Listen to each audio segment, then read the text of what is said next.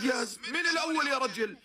هاي الاخبار بتفتح النفس. الولد يا اخوان رائع رائع رائع، راح يفرق كثير للمنتخب المغربي.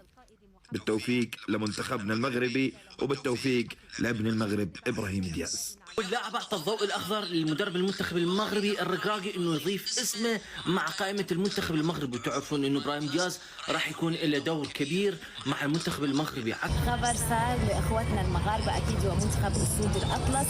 ولو صحت هاي الاخبار هنيئا للمنتخب المغربي في ابراهيم دياز، لاعب كبير لاعب عظيم بيلعب في صفوف افضل نادي في العالم هو ريال مدريد. والمنتخب الاسباني خسر لاعب من الطراز الرفيع. بنتمنى انه يكون الخبر صحيح ونقدر نشوف ابراهيم دياز بيلعب في صفوف المنتخب المغربي. راح تكون تشكيلة مش طبيعية. اي نعم، ديما مغرب، الف مبروك صراحه. يعني قطعه وانضافت للمنتخب المغربي صراحه العالمي. اي نعم، المنتخب المغربي منتخب عالمي، وابراهيم دياز الصراحه راح يكون نجم كبير، راح يفرق مع منتخب بلده كثير جدا جدا. دياز من اللعيبه اللي احبهم. القرار النهائي رسمي، ابراهيم دياز حيمثل المنتخب المغربي. دحين كل شويه راح نشوف ابراهيم دياز مستدعى للمنتخب المغربي عشان افريقيا طول الوقت. كل سنتين طبعا افريقيا عندها بطوله. رسميا ابراهيم دياز قرر تمثيل المنتخب المغربي، يرجع لاصوله. ابراهيم دياز اللي مو عارف اساسا ابراهيم دياز اسباني لكن اصوله مغربيه، قرر يمثل منتخب المغرب. اسود الاطلس كاس العالم الجاي ناويين على ايش؟ الثاني ولا ايه؟ اهو قولوا لنا.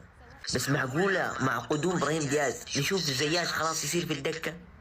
بعد ما كان امام خيارين كثير صعبين، اما تمثيل منتخب اسبانيا اللي حقق كأس العالم او تمثيل منتخب الاصل اللي هو المنتخب المغربي والعودة الى اصله. لاعب نادي ريال مدريد المغربي ابراهيم دياز يقرر تمثيل المنتخب المغربي على حساب منتخب اسبانيا. راح للاصل يا كبير. ابراهيم دياز رسميا يختار تمثيل منتخب المغرب. تقول لي الخبر ده اشاعه ومش حقيقي والصوره فوتوشوب، هقول لك لحظه واحده ان التاكيد جاي من عم صحفيين العالم فابريزيو رومانو، اللي بياكد ان ابراهيم دياز اختار تمثيل منتخب المغرب مش منتخب اسبانيا، ان الاعلان الرسمي هيكون قريب جدا. وكمان الخبر اتاكد من صحيفه الماركه الاسبانيه. الصوره دي كانت منتشره النهارده الصبح وكله كان عمال يقول ان هي فوتوشوب، لكن اظن ان بعد تاكيد فابريزيو رومانو ما عادش حد هيتكلم. اليوم مبروك للمغرب ومبروك للمنتخب المغربي تمثيل ابراهيم دياز، واحد من اهم المواهب اللاعبين في تشكيله ريال مدريد في الوقت الحالي. هذا هو ولد الشمس والسقيا الحمراء، هذا هو المغربي الاصيل اللي اختار منتخب المغرب وما اختار منتخب اسبانيا بعكس لامين يامال.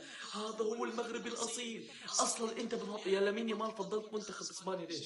انت تفكر منتخب اسبانيا زي زمان يعني مين اقوى من المغرب؟ والله المغرب اقوى من اسبانيا، اقسم بالله. المنتخب المغربي اقوى من المنتخب الاسباني، وشفتوا شو عملوا فيهم بكاس العالم. ولك اقسم بالله يا ابراهيم دياز راح تبدع مع المنتخب المغربي. وانا زي ما انا شايف لانك انت اصيل وعربي وفضلت المنتخب المغربي راح تمشي امورك 100% وراح تبدع مع هذا المنتخب. المنتخب المغربي اللي قاعد يقدم اداء باخر فتره كلياتنا بنشهد له.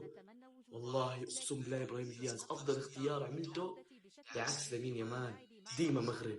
ابراهيم دياز اصوله مغربيه وجنسيته الاصليه اسبانيه. ابراهيم دياز الموسم هذا مع ريال مدريد مرعب وخرافي، راح يضيف شيء كبير للمنتخب المغربي. يا ولد اقسم بالله تحسه كذا ميسي على شبيه على مارادونا على كله مشبك مع بعض. واضح ان المنتخب المغربي عام 2026 ناوي على كاس افريقيا وعام 2027 ناوي على كاس العالم.